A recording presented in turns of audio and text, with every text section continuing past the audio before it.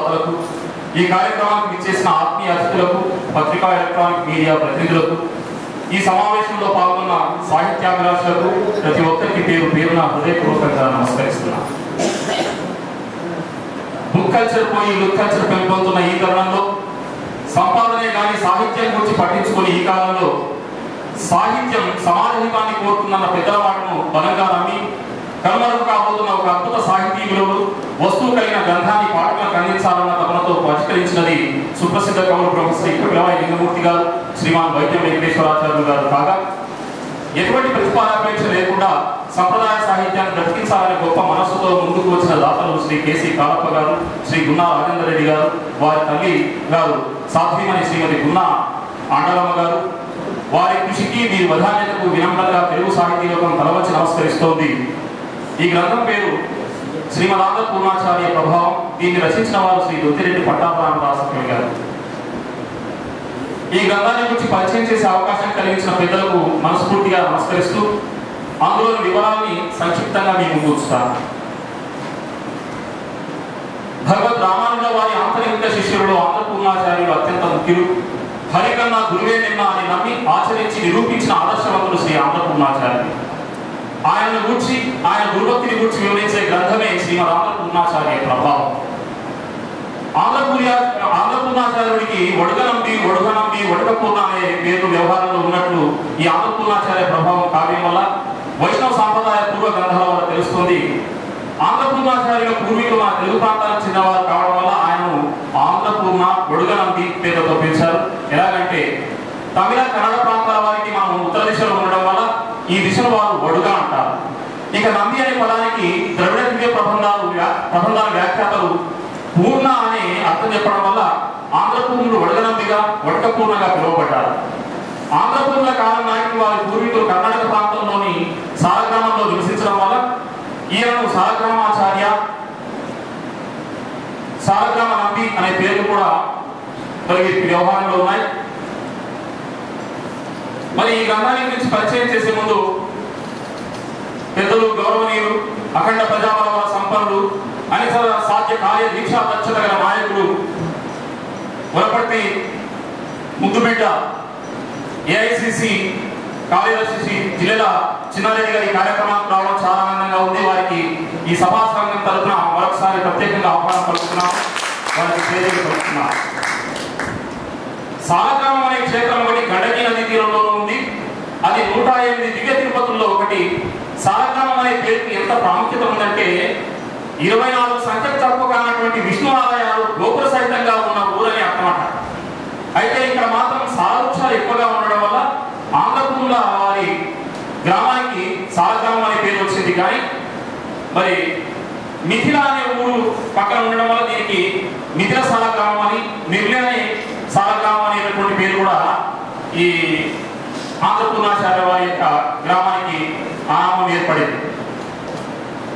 ఆంధ్రపూర్ణాచార్యుల జనన వివరాలకు వస్తే ఆయన తండ్రి పేరు సాలగ్రామాచార్యులు.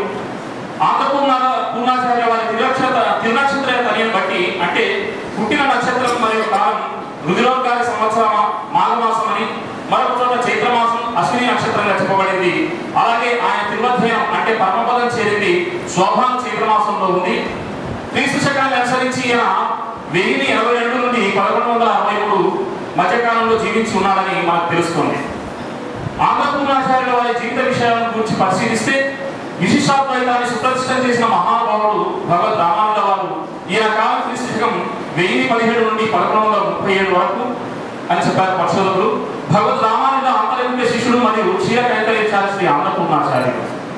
విశిష్టాద్వైతాన్ని ప్రచారం చేసేందుకు గాను రామానుజులు స్థాపించిన 74 పీఠాలలో 40వ పీఠాధిపతి ఆంధ్రపూర్ణుడు. ఈయనకు రామానుజాచార్యుల దర్శనవాక్యం కలిగి ఆయన శిష్యుడిగా నియమింపబడి కొనసాగిన విషయాలు శ్రీమద్ ఆంధ్రపూర్ణాచార్య ప్రభావం కావ్యంలో చెప్పబడ్డాయి.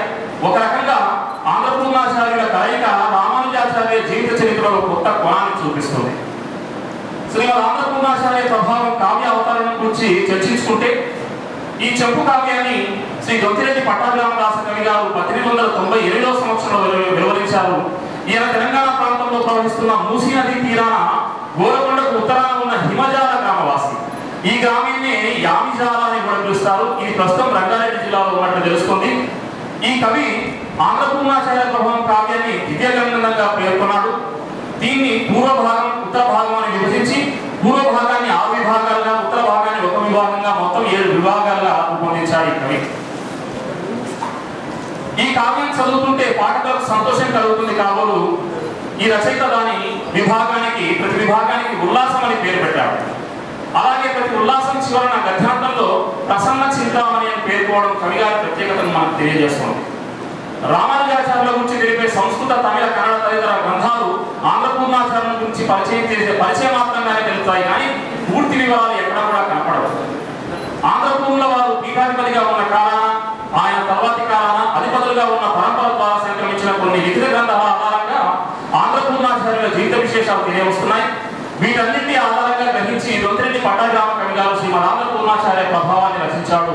ఉన్నంతలో ఆంధ్రపూర్ణుల గురించి ఎక్కువగా సమాచారం తెలిపేటటువంటి గ్రంథం ఇది. ఈ దివ్య గ్రంథం రచింపబడడానికి ముఖ్య కారకుడు, ప్రోత్సాహకుడు విశ్వకర్మీయ చెన్నోతు వంశీయుడైన శ్రీ వెంకటకృష్ణదాసు గారు కాగా, మరి ఈయన ఈ వెంకటకృష్ణదాసు గారు సుపర్ణస గోత్రవాడు. ఈ గ్రంథాన్ని ఓవైసీ దోస్వామయ్య గారి వలన లేఖక ప్రమాద దోషాలను సవరింపజేసి మద్రాసులో 1898వ సంవత్సరంలో దీన్ని అచ్చువేయించడం జరిగింది. ఆనాడు ఈ గ్రంథాన్ని వెలువరించడానికి ఆ మహానుభావులు కోరుకుంటే మరి 116 సంవత్సరాల తర్వాత చక్కటి రూపురేఖలతో పాఠకులకు సులభగ్రాహ్యమయ్యే రీతిలో తీర్చిదిద్ది పరిష్కరించిన శ్రీ కపిలవాయి లింగమూర్తి గారిని, శ్రీమాన్ వైద్యం వెంకటేశ్వరాచార్య గారిని, గ్రంథ పునరుద్ధరణ కారకులైన కాకుమాన్ రంగయ్య గారిని, కపిలవాయి కిషోర్ బాబు గారిని, జ్ఞానానంద గారి సంకల్పానికి ఆర్థికంగా ప్రాణం పోసిన శ్రీ కేసీ కాలప్ప గారిని, స్వరవర్షి శ్రీ గున్నా రాజేంద్ర రెడ్డి గారిని, వారి మాతృ శ్రీ గున్నా ఆండాలమ్మ గారిని మరొకసారి సందర్భంగా స్మరించుకోవడం, మరి వారికి హృదయపూర్వకంగా ధన్యవాదాలు తెలుపుకుంటున్నాం.